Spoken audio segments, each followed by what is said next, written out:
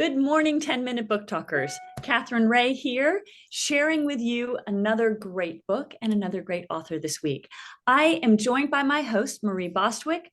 Hi, guys. Rachel Linden is not here with us this morning, though she is. Her book is I in feel the like she's the Elijah, right? She's here.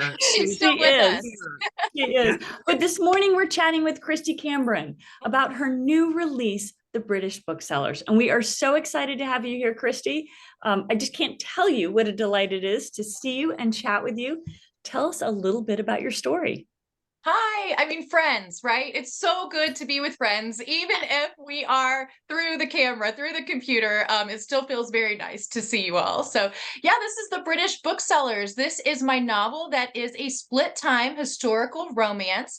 So it's set during the Great War and World War II. And I got to tell you, just straight off, it's a bookshop book. It's all about books and stories. Yes, it's actually set in rival bookshops that are across the street from one another in World War II. And then we get a look back at the hero and the heroine. They are Amos and Charlotte, and they were once loves in the Great War. And then the Great War tore them apart. And so now they're rival bookshop owners kind of working across the street, trying to have book sales and everything, and they have to set aside their differences and come together during the forgotten Blitz. So those are the Blitz areas that were outside of London that were devastated in the United Kingdom during World War II. And so they have to set all of that aside, and they have to come together and help Coventry during the Blitz of 1940. So that's a little bit about the story.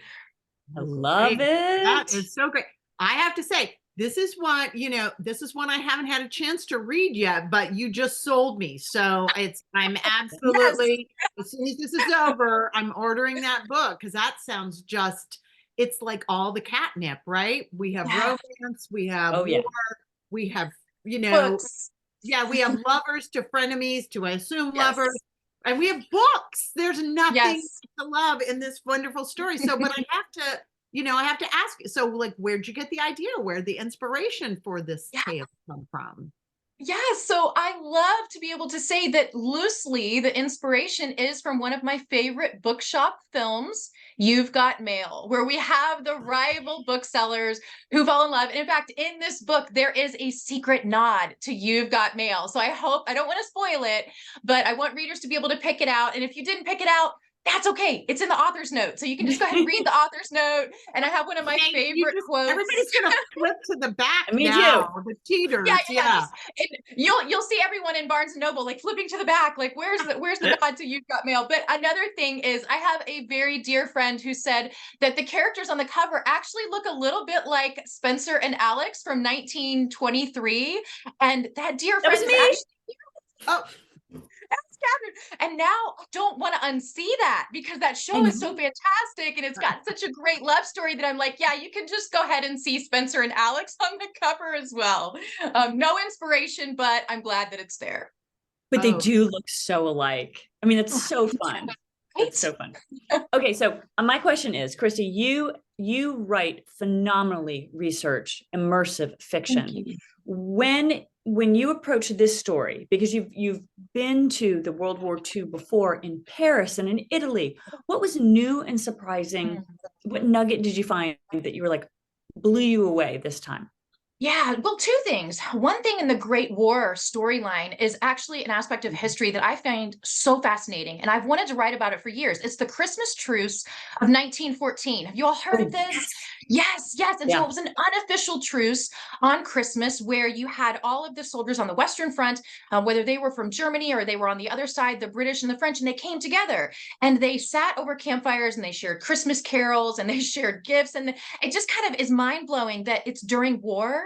And then the next day, they made friends, they had football matches, they, gave a Christmas toast. And then the next day they were going to have to go right back to killing one another. I mean, it just kind of blows your mind. It's heartbreaking at the same time, but there's a very pivotal scene. And I think the scene during the Christmas truce might be my favorite scene in the entire book. And it's the one scene that we really didn't need to edit. Like we did line editing, but we didn't really change anything in that scene. So that was one of them. And then the other thing in the World War II storyline, I was fascinated by the land girls. Have you all ever heard of the land girls? Yeah. Yes, yes. Okay, so you've got like the shop girls in London, and they wanted to help through the Women's Land Army. And so they volunteered. And by 1944, there was something like 80,000 women in Britain in the land girls program. And so they would go and they would do things like milk rounding, dairy production. They did orchard work. They did forestry.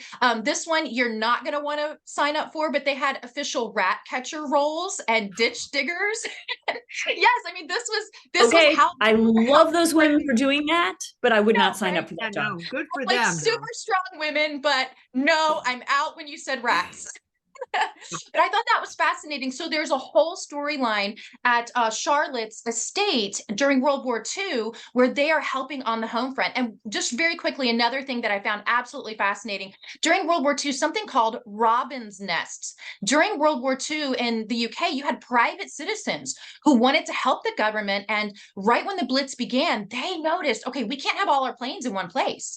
And so they brought in private citizens to hide planes on their estates, in their barns, in their outbuildings. And so we have an estate where they are hiding Spitfire planes right next to the factory sector of Coventry, because it was a huge factory city. And so they would manufacture things like gumshoes and plane parts. And so they had to have these things called shadow factories where they were on the front end, like, hey, we're producing, refrigerators, but really they were producing parts for Spitfire planes. And then they would take the planes and they would put them in an outbuilding or a barn, just in case. And so that's in the novel. So you've got all of these amazing facts of history that just kind of came together in Coventry.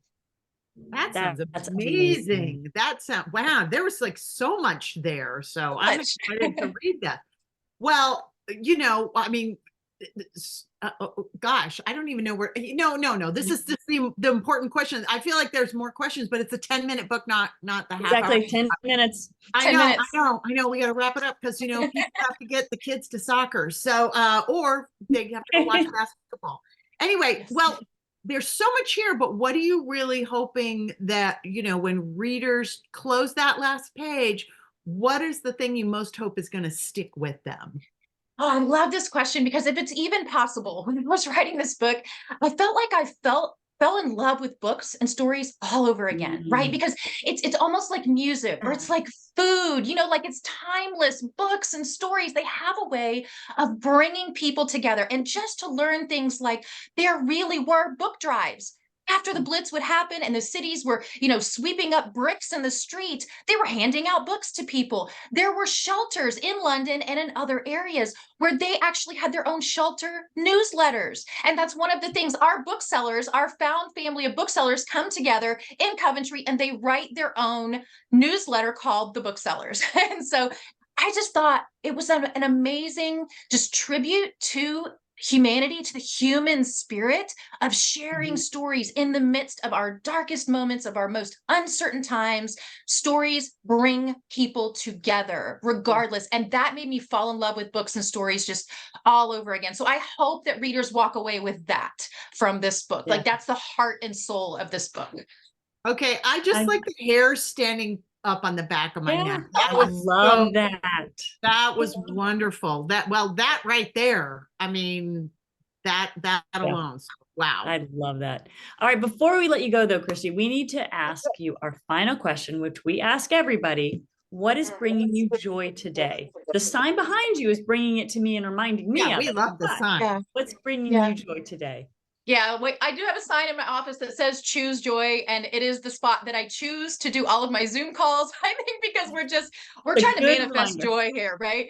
I think, but the thing that I'm loving right now, you can't see it because it's off camera, but I'm looking at it, and it is a crutch that is across my office. And that is a reminder to me that almost 2 years ago, year and a half ago, I was diagnosed with a spine condition, and I was using crutches to get around. And the thing that I'm loving today is that I'm wearing a new pair of running shoes, again, off camera, you can't see them, but I'm wearing a new pair of running shoes. And in the last year, so it is this month that I started my walking and running journey, I've gone over 500 miles. And that's just to say, again, human spirit. Like I was like, I want my mobility back. I'm fighting for my health. I'm fighting so that I can sit in a chair and write books. And so I'm Yep. loving my days spent at parks, outdoor running races with my son. I can also see some finisher medals that are hanging over there on the office doorknob. Again, as a reminder to me of the thing that I love right now, and that's just spending time with my family. And I'm running a lot, and it's added so much joy to my life. That is awesome. I'm getting back into running too. So I'm so happy to hear that. Let's do it I'm so glad together. I agree. Let's do it together. I just have to get off tour. Yes. So, but we need you on tour right now. So please stay where you are. exactly. In that vein, everybody, we are so glad you are here. And we were so happy that Kristy agreed to be with us this morning as well. The British Booksellers, it is out now. I hope you pick it up and enjoy every word. Kristy, thank you so much for being at the 10-Minute Book Talk today. And we'll see you all It's always next a week. pleasure. It's always a pleasure. Thank you. Thanks. Bye-bye, everybody.